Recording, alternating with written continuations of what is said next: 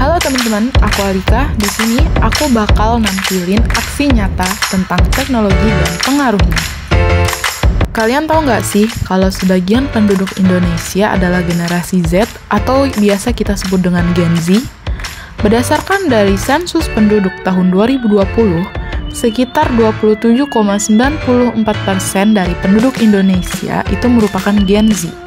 Di mana yang kita tahu Gen Z adalah generasi yang terkenal dengan kemajuan teknologinya. Namun, teknologi tidak selalu berdampak baik loh teman-teman. Apabila disalahgunakan, teknologi juga dapat berdampak negatif. Mau tahu selanjutnya? Jangan di-skip ya. Ada bermacam-macam teknologi yang berkesinambungan. Yang pertama ada jaringan internet. Jaringan internet adalah jaringan komunikasi global yang menghubungkan satu komputer ke komputer lain di seluruh dunia. Contohnya adalah PAN atau Personal Area Network, atau LAN, Local Area Network, dan lain-lain. Yang kedua ada perangkat digital. Perangkat digital merupakan media yang mendukung adanya teknologi. Contoh dari perangkat digital itu sendiri adalah smartphone, tablet, laptop, dan perangkat digital lainnya. Lalu yang ketiga, adanya aplikasi atau platform digital. Kalau tadi perangkat digital itu adalah hardware-nya, kalau platform itu adalah software-nya. Contohnya itu ada tentang e-commerce. E-commerce itu untuk jual beli kayak Shopee, Lazada, Tokopedia, dan lain-lain. Terus ada juga e-learning kayak Ruang Guru dan Zenius, lalu ada transportasi online kayak Gojek, Grab, lalu ada sosial media, dan lain-lain. Kemudian yang terakhir, adanya media sosial. Media sosial ini sendiri itu merupakan salah satu dari platform atau aplikasi online. Tetapi di sini lebih kita pertegas lagi, karena Gen Z itu terkenal dengan interaksinya, dengan kontennya yang kreatif, yang menunjukkan bahwa dunia ini telah mengalami kemajuan teknologi.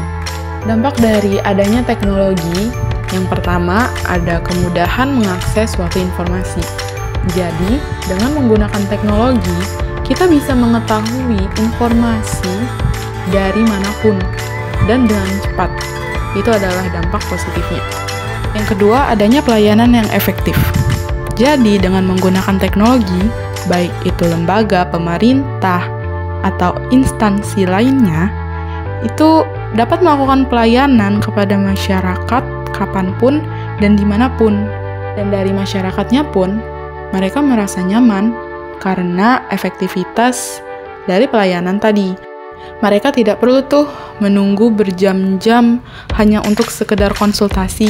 Mereka bisa menanyakan apa yang mereka inginkan hanya melalui teknologi yang ada, seperti menanyakan lewat media sosial yang bersangkutan, dan lain-lain. Yang ketiga, adanya teknologi itu bisa membuka lapangan pekerjaan bagi masyarakat, sehingga masyarakat itu tidak hanya ada yang bekerja luring atau luar jaringan, tetapi juga bisa bekerja secara daring dalam jaringan, atau yang biasa kita sebut dengan online. Keempat, efisiensi waktu. Artinya, segala kegiatan yang kita lakukan dengan menggunakan teknologi yang ada, itu keuntungannya mempersingkat waktu.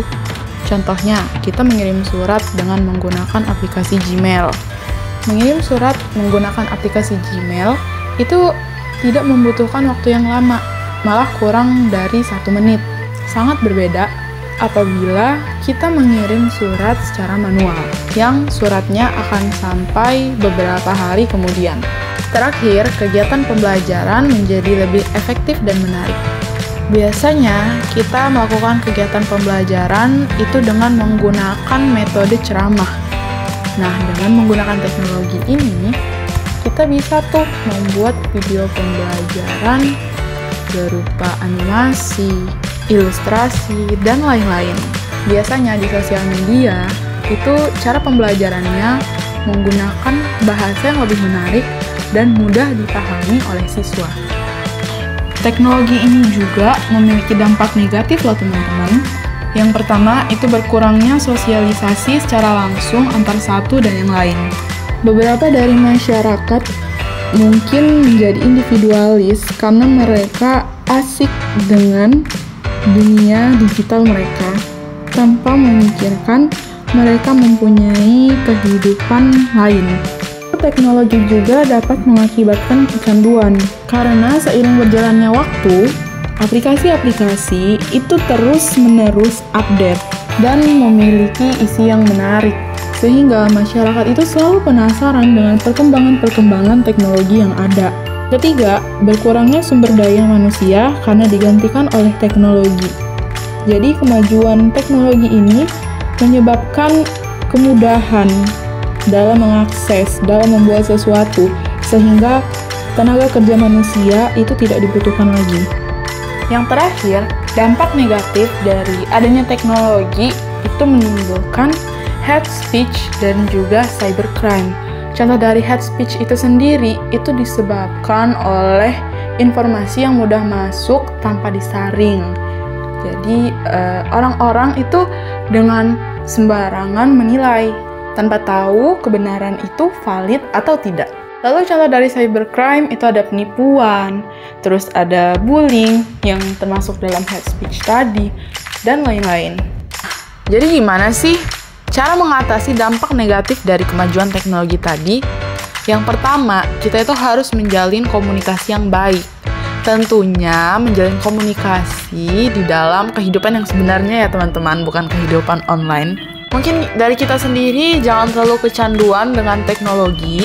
Kita juga harus memperbanyak kegiatan di luar jaringan. Lalu ada menerapkan internet sehat. Gunakanlah internet seperlunya dan jangan lupa jadwalkan pemakaian internet kita nih. Jangan sampai kita itu kelebihan memakainya. Lalu ada penguatan agama. Agama juga norma itu termasuk dalam landasan kita dalam menggunakan teknologi, dalam mengembangkan ilmu teknologi itu sendiri. Jadi segala sesuatu itu harus didasarkan pada agama, karena agama akan menunjukkan kita jalan kebaikan. Lalu selanjutnya ada memanfaatkan teknologi dengan baik. Jangan sampai disalahgunakan ya teman-teman. Sekian video aksi nyata dari aku. Terima kasih.